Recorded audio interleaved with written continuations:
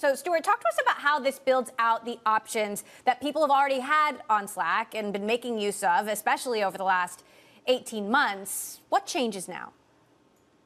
Well, we're adding more tools, and I think it extends the capabilities of Slack, but also you could take a step back and there's a broader ecosystem. So at Slack, we use Zoom, we also use Google Docs, and there's comments in those, and then you step further back and you look at all the tools that people are using. There's all of these different means of collaboration and communication, but we still haven't kind of reached every possibility, and we still end up using tools that really weren't intended for a specific use in a way that leads to burnout. So that was probably too complicated.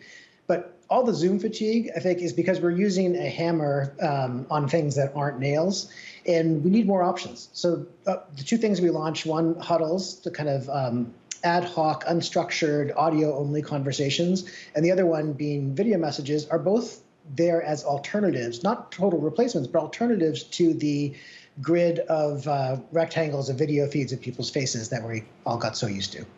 How much did the pandemic specifically influence the development of a digital-first toolkit? Enormously. I think one of the things we heard from customers was that people really needed a sense of belonging. There was not just that they miss their colleagues, but it's a very different experience to show up for work, and that just means you changed rooms in your house and you don't get to see all the people.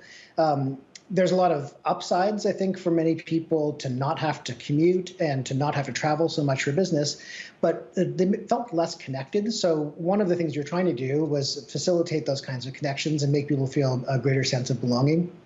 But also just the scheduling, I think, ends up being a really big problem.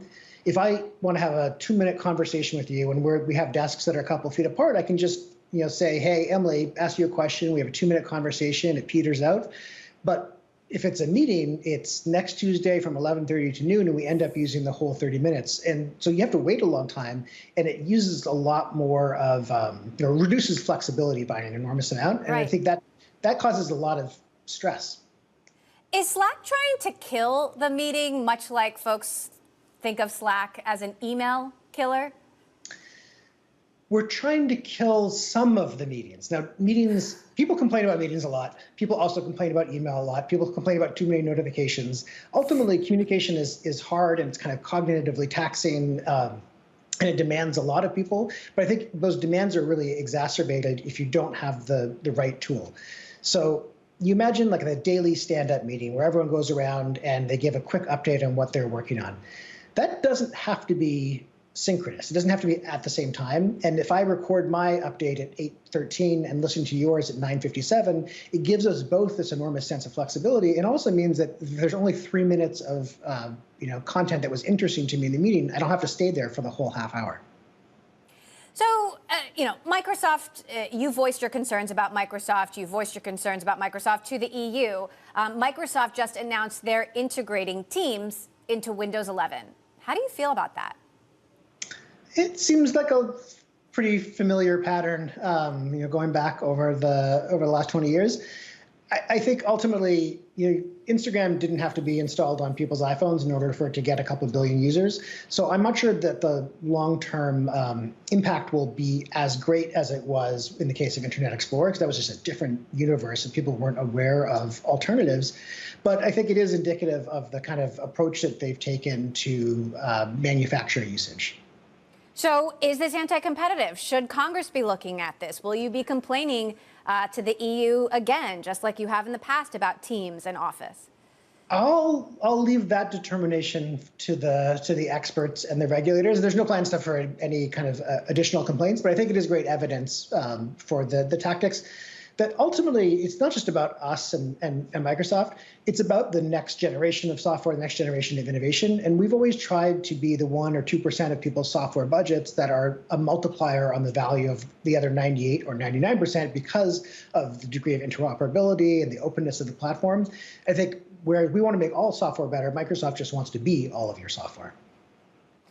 Well, so given the future and the evolution of software, obviously we're all waiting for Salesforce to complete its acquisition of Slack. I know you can't give us an exact date, but we're on pins and needles. Do you expect that Slack software will be integrated into Salesforce software, and how will the product evolve?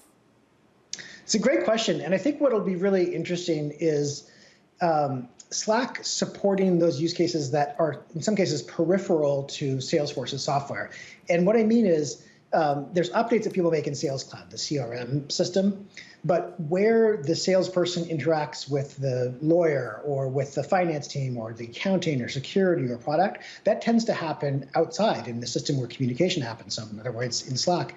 And integrating across those functions and kind of bringing the functionality of Sales Cloud or Service Cloud or Marketing Cloud into Slack and making it more widely accessible has a pretty profound impact. And there's 2,000 apps in the app directory, so it's true of many things.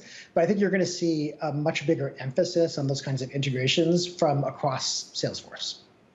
Now, as you think about the future of work, and I know that Slack itself is taking a more flexible approach, we're also seeing companies as big as Apple and Amazon taking a more flexible approach, and then some companies like Goldman Sachs asking everyone to come back to the office. Do you think that some companies are getting this wrong? And how does that change the talent war in Silicon Valley that has always been so competitive? Now you have another thing to compete on. Well, I think you almost answered the question. It's ultimately going to be a market-driven decision. I might want to say I have all these software engineering jobs to hire for, but I'm only going to pay $30,000 a year. I'm just not going to be able to hire people. Ultimately, the market, the employees, will tell us what they expect. And if you imagine there's two jobs and they're about equally interesting, the compensation is about the same, and one job requires that you're in the office 5 days a week, or even 3 days a week, and the other one gives you the flexibility to be there as often as is necessary or useful, who wouldn't take the optionality? I mean, like who wouldn't want at least the ability to move across the country if there's a family member with an illness, or to be able to spend part of the year in a different location. And it's not just that. We were just talking about this, but I have a 7-week-old now. I've been on paternity leave. I'm starting to come back, and I'm going to take a little bit more leave in the future. But it's going to be a very different experience than it would have been if I had an hour-long train commute, spent the whole day in the office, and then came back after the baby was already asleep.